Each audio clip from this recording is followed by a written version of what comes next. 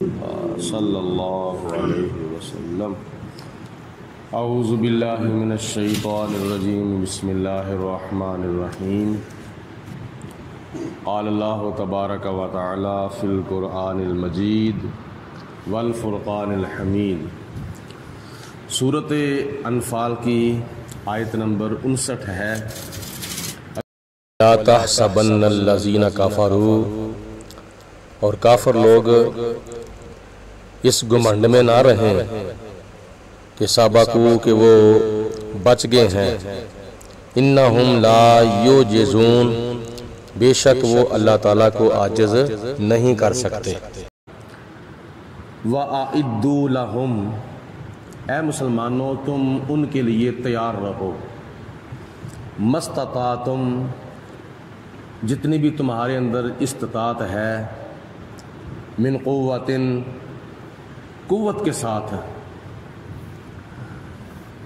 وَمِن رِبَاطِ الْخَيْلِ، اور گھوڑوں کے ساتھ، تُرْهِبُونَ بِهِ، تو تم خوف زدہ کرو ان کو اس قوت کے ساتھ، عدو واللہ، اللہ کے دشمنوں کو، وَعَدُوَّكُمْ، اور اپنے مذہبی اور دینی دشمنوں کو، وآخرین من دونہم، اور ان دشمنوں کے علاوہ اور جو ہیں ان کو بھی خوف زدہ کرو، لا تعلمونہم، تم ان کو نہیں جانتے، اللہ یعلمہم، اللہ ان کو جانتا ہے، وما تنفقوا من شیء، اور جو بھی چیز تم خرچ کرو گے فی سبیل اللہ، اللہ کی راہ میں، یوفی الیکم، وہ تمہیں عطا فرمائے گا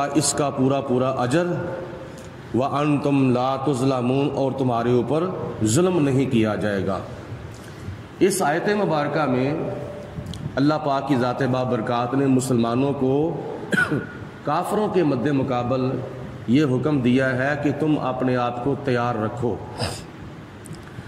مستطاعتم، جتنی بھی تمہارے اندر استطاعت ہے، اسلحے کی یا اور ذرائع کی، تاکہ مسلمان جو ہیں وہ بزدل نہ ہو جائیں، ڈرپوک نہ ہو جائیں، اپنے آپ کو اتنا تیار رکھو کہ وہ تم سے خوف زدہ ہوں۔ اور پھر اللہ تعالیٰ نے ارشاد فرمایا کہ من قوت سے مراد اسلحہ بھی ہے، تیر اندازی بھی ہے، کلے بھی ہیں، اور اس کے علاوہ فرمایا من رباط الخیل، اپنے گھوڑوں کو بھی تیار رکھو۔ گھوڑے کا چونکہ جنگ کے ساتھ بڑا اس وقت تعلق تھا، اور نبی پاک علیہ الصلوۃ والسلام نے گھوڑوں کے ساتھ بڑا پیار فرمایا ہے، یہ جنگ کے اندر کام آتے ہیں۔ حدیث پاک میں آتا ہے حضور علیہ الصلوۃ والسلام نے ایک مرتبہ ایک گھوڑے کی پیشانی کے اوپر انگلی پھیری، اور نبی پاک علیہ الصلوۃ والسلام نے فرمایا کہ اس کے اندر خوبصورتی بھی ہے، اور اس کے ذریعے اللہ پاک تمہیں مال غنیمت بھی عطا فرماتا ہے، اس کے ذریعے اللہ پاک اسلام کو وقار بھی عطا فرماتا ہے، اور اس کے لیے اسلام کے اور کافی ذرائع ہیں۔ ترہبون بہ، تو تم ان کو تھریٹ کرو، تم ان کو خوف زدہ کرو۔ مسلمانوں کو کافروں کے مد مقابل ڈرپوک اور بزدل ہونے کا حکم نہیں ہے۔ حضور علیہ الصلوۃ والسلام نے خانہ کعبے کے پہلے 3 چکر جو ہیں وہ اکڑ کے لگانے کا حکم دیا ہے، تاکہ کافر جو ہیں وہ یہ خیال نہ کریں یہ بھوکے پیاسے رہتے ہیں، یا ان کو ایک ایک ٹائم آدھی آدھی کھجور ملتی ہے، چند گھونٹ آب زمزم کے ملتے ہیں، کھانے پینے کے لیے تو ان کے پاس کچھ ہے نہیں، انہوں نے ہمارے ساتھ جنگ کیا کرنی ہے۔ تو نبی پاک علیہ السلام نے فرمایا وقار کے ساتھ خانہ کعبے کے چکر لگاؤ، طواف کرو، اور دوسرے جو 4 چکر ہیں وہ اللہ تعالیٰ کی بارگاہ میں عاجزی انکساری کے ساتھ لگاؤ، تاکہ تم خدا کے گھر میں ہو، اور عاجزی اللہ تعالیٰ کی ذات کو پسند ہے۔ مطلب یہ ہے کہ آپس میں ایک دوسرے کو روب نہیں دکھانا، کافروں کو اپنا وقار جو ہے، اپنا روب اور دبدبہ جو ہے وہ دکھانا ہے۔ اور اللہ تعالیٰ نے ارشاد فرمایا کہ میرے دشمنوں کو بھی خوف زدہ کرو اور اپنے دینی دشمنوں کو بھی خوف زدہ کرو، ذاتی دشمنوں کو نہیں، دینی دشمن جو تمہارے ہیں، مطلب کہ کافر ہیں، مشرک ہیں، یہودی ہیں، عیسائی ہیں، وہ مسلمان کے چونکہ دینی دشمن ہیں اس لیے ان کو خوف زدہ کرنے کا حکم دیا گیا ہے۔ وآخرین من دونہم، اور ان دو دشمنوں کے علاوہ جو تیسری قسم ہے نا دشمنوں کی، ان کو بھی خوف زدہ کرو، اور اس سے مراد منافقین ہیں یا یہودیوں کا جو قبیلہ تھا بنو قریظہ، ان کو خوف زدہ کرنے کا اللہ تعالیٰ نے حکم دیا ہے۔ لا تعلمونہم، تم ان کو نہیں جانتے، یعنی ایک جو ظاہری دشمن ہوتا ہے وہ تو بندہ جانتا ہے کہ یہ میرا دشمن ہے، اور ایک خفیہ دشمن ہوتا ہے چھپا ہوا، وہ منافق ہی مسلمان کا چھپا ہوا دشمن ہے۔ تو اللہ تعالیٰ فرماتا ہے تم ان کو نہیں جانتے، اللہ یعلمہم، اللہ ان کو جانتا ہے۔ وما تنفقوا من شیء فی سبیل اللہ، اور تم جو چیز بھی اللہ تعالیٰ کی راہ میں خرچ کرو گے جہاد کے سلسلے میں، گھوڑا دو گے یا تیر دو گے یا پیسہ دو گے، دولت دو گے، اور بھی جو چیز تم جس کا تعلق جہاد سے ہے، صرف مال کا ذکر نہیں کیا بلکہ من شیئن، کوئی چیز بھی مراد ہو سکتی ہے، جو بھی تم جہاد کے لیے اللہ تعالیٰ کی راہ میں دو گے، دین کی ترویج و اشاعت کے لیے، تو اللہ تعالیٰ فرماتا ہے یوفا الیکم، اللہ تمہیں اس کا پورا پورا اجر عطا فرمائے گا، وانتم لا تظلمون، اور تمہارے اوپر ظلم نہیں کیا جائے گا۔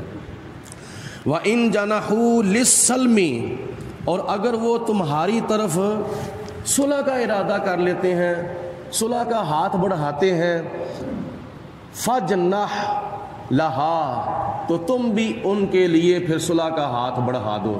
مطلب یہ ہے کہ اگر وہ صلح مسلمان کے لیے بہتر ہے تو پھر صلح کر لینی چاہیے، مال دے کر یا مال لے کر۔ اگر صلح بہتر نہیں ہے مسلمان کے واسطے تو پھر صلح نہیں کرنی چاہیے۔ یہ ہر وقت صلح بہتر نہیں ہوتی، کبھی بہتر ہوتی ہے کبھی نہیں بہتر ہوتی ہے، لیکن دونوں صورتوں میں کیا کرنا ہے؟ وتوکل علی اللہ، اور اللہ تعالیٰ کی ذات پر توکل کرنا ہے۔ یا اللہ اگر میں صلح کر رہا ہوں تو پھر بھی میرا تیرے اوپر توکل ہے، اگر نہیں صلح کر رہا تو پھر بھی میرا تیرے اوپر ہی توکل ہے، تیرے اوپر ہی بھروسہ ہے۔ انہ هو السمیع العلیم، اور بے شک وہ اللہ تعالیٰ بے حد سننے والا بھی ہے اور بے حد جاننے والا بھی ہے۔ وَإِن يُرِيدُوا، اور اگر وہ ارادہ کر لیں، أَن يَخْدَعُوكَ، کہ وہ تمہیں دھوکہ دیں، یعنی یہ کافر لوگ، مشرک لوگ، دین کے جو دشمن ہیں، اگر وہ اے میرے حبیب علیہ السلام تمہیں دھوکہ دینے کا ارادہ کریں تو پھر فَإِنَّ حَسْبَكَ اللَّهُ، تو اے میرے حبیب علیہ السلام آپ کو پریشان ہونے کی ضرورت نہیں ہے، اللہ آپ کے لیے کافی ہے۔ اللہ تعالیٰ کی ذات بابرکات پر بھروسہ رکھو، اللہ آپ کے لیے کافی ہے۔ وہ جتنا مرضی آپ کو فریب دیں، جتنا مرضی دھوکہ کریں، جتنے مرضی تمہیں دغا بازیاں دیں، لیکن وہ آپ کو نقصان نہیں پہنچا سکتے، اللہ آپ کے لیے کافی ہے۔ هو الذی ایتک بنصرہ، اور اللہ کی ذات وہ ذات ہے جس نے آپ کی تائید فرمائی ہے اپنی مدد کے ساتھ۔ اللہ پاک کی ذات بابرکات نے نبی پاک علیہ الصلوۃ والسلام کی تائید فرمائی ہے جنگوں کے اندر، میدان بدر میں، میدان احد میں، میدان خندق میں، تبوک، یرموک، کافی غزوات میں اللہ پاک نے اپنے محبوب کی تائید فرمائی ہے۔ کس کے ساتھ؟ بنصرہ، اپنی مدد کے ساتھ، وبالمؤمنین، اور اپنے مسلمان بندوں کے ساتھ۔ بنصرہ سے مراد اللہ کے فرشتے ہیں، یعنی اللہ اپنے فرشتوں کے ذریعے اپنے بندوں کی مدد فرماتا ہے، اور معلوم ہوا کہ اللہ تعالیٰ کی طرف سے جو مدد آ رہی ہے وہ ڈائریکٹ نہیں بلکہ انڈائریکٹ ہے، فرشتوں کے ذریعے، فرشتوں کے ذریعے اللہ تعالیٰ کی مدد ہے، اور اللہ تعالیٰ کی نیک بندے مسلمان جو ہیں ان کے ذریعے اللہ تعالیٰ کی مدد ہے۔ تو جو بھی مدد کی جاتی ہے وہ اللہ تعالیٰ کے فرشتوں کے ذریعے یا مسلمانوں کے ذریعے مدد کی جاتی ہے۔ تو مسلمانوں کا مدد کرنا یہ اللہ کا مدد کرنا ہے، فرشتوں کا مدد کرنا یہ اللہ کا مدد کرنا ہے۔ وَأَلَّفَ بَيْنَ قُلُوبِهِمْ، اور اللہ پاک کی ذات بابرکات نے پھر ان مسلمانوں کے درمیان محبت پیدا فرما دی. یہاں تک قرآن پاک میں آتا ہے اور حدیث پاک میں آتا ہے کہ نبی کریم علیہ الصلوۃ والسلام کے زمانے کے اندر دو قبیلے تھے، ایک اوس اور ایک خزرج. یہ انصار مدینہ کے دو قبیلے تھے. ان کی آپس میں جو جنگ تھی وہ کئی برسوں سے چلی آ رہی تھی. تھوڑی سی بات ہونی، ایک دوسرے کو قتل کر دینا، خون خرابہ کرنا، اور جدی پشتی ان کی جو جنگ تھی آپس میں چلی آ رہی تھی، اوس اور خزرج. لیکن اللہ پاک کی ذات بابرکات نے ایسا کرم فرمایا کہ جب مدینہ شریف کے اندر حضور علیہ الصلوۃ والسلام مکہ المکرمہ سے ہجرت فرما کے تشریف لائے تو حضور علیہ الصلوۃ والسلام نے ان کو دعوت اسلام دی اور یہ کلمہ پڑھ کے مسلمان ہو گئے. اور کلمہ پڑھنے سے پہلے ایک دوسرے کے خون کے پیاسے ہوتے تھے. تو جب حضور کا کلمہ پڑھا تو نبی پاک علیہ الصلوۃ والسلام کی محبت کی برکت سے آپس میں ایک دوسرے کے ساتھ ایسے محبت کرنے لگے جیسے سگے بھائی بھی آپس میں ایک دوسرے سے محبت نہیں کرتے تھے. یعنی سگے بھائیوں سے بڑھ کر اللہ پاک نے ان دونوں قبیلوں کے درمیان محبت پیدا فرما دی، اوس اور خزرج کے درمیان. اور یہ کس کی برکت تھی؟ یہ نبی پاک علیہ الصلوۃ والسلام کی ذات بابرکات کی برکت تھی. اللہ تعالیٰ فرماتا ہے وَأَلَّفَ بَيْنَ قُلُوبِهِمْ، اللہ پاک نے ان کے درمیان الفت پیدا فرما دی، ان کے دلوں کے اندر ایک دوسرے کی. لَوْ أَنفَقْتَ مَا فِي الْأَرْضِ جَمِيعًا، اگر تم ان دونوں قبیلوں کے درمیان صلح کرانے کے لیے تم پوری زمین کی دولت بھی خرچ کر دیتے تو پھر بھی تم ایسا نہیں کر سکتے تھے.